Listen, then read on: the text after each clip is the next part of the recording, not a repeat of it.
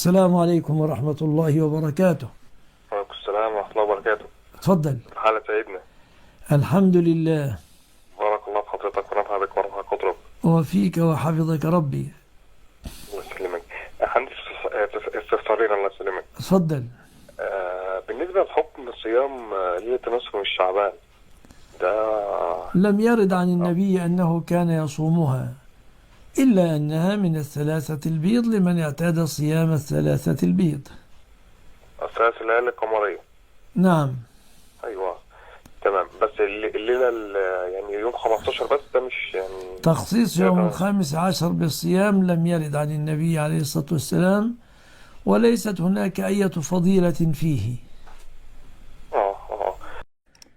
السلام عليكم ورحمة الله وبركاته. وعليكم السلام ورحمة الله وبركاته. سيدنا اتفضل. مولانا. الحمد لله خير.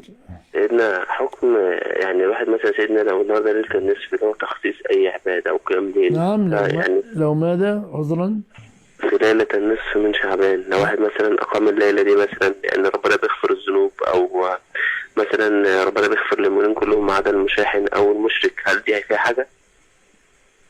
والله يا أخي الحديث ضعيف الإسناد في شأن ليلة النصف من شعبان. نعم. طب لو حد عمل كده يا سيدنا يعني يعتبر مبتدع؟ لا، مجتهد مخطئ في وجهة نظري، يعني مجتهد عفوا لم يصب السنة. مش هقول مخطئ إنه صلى، لا، لكن أقول يعني دائما وأبدا، مش أقول مجتهد مخطئ، استغفر الله، يعني أقول دائما وأبدا خير الهدي هدي محمد صلى الله عليه وسلم. هل تنازعني في ذلك؟ نعم. هل تنازعني في ذلك؟ لا طبعا، لا طبعا. طيب هل الرسول عليه السلام كان يتحرى ليلة النصف من شعبان بقيام؟ لا تخصيصا لا يا سيدنا. ما ورد شيء من هذا أبدا الذي يصنع الآن، والاحتفالات والمؤتمرات الليلية. لا مش احتفالات ولا مؤتمرات يا لا، سيدنا. بكلمك على الذي يحصل، لم أقل أنت يعني.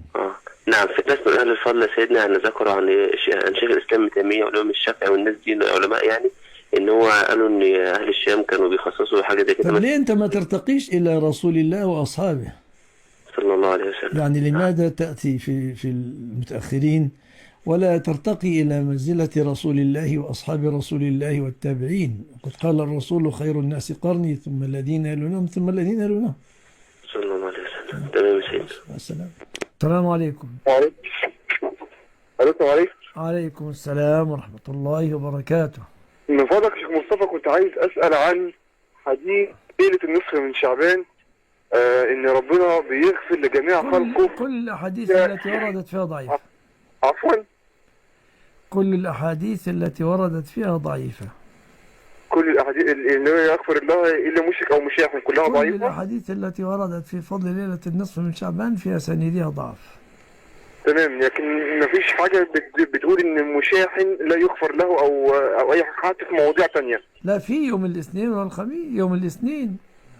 تمام. أنا سؤالي يا شيخ حتى لو ما كانش في النصف من شعبان، سؤالي تحديدا عن مسألة المشاحن. المشاحن المقصود بإيه؟ المشاحن الظالم، المشاحن الظالم، لكن واحد ظلم ماذا يصنع؟ أي. تمام. السلام عليكم. جزاكم الله خير.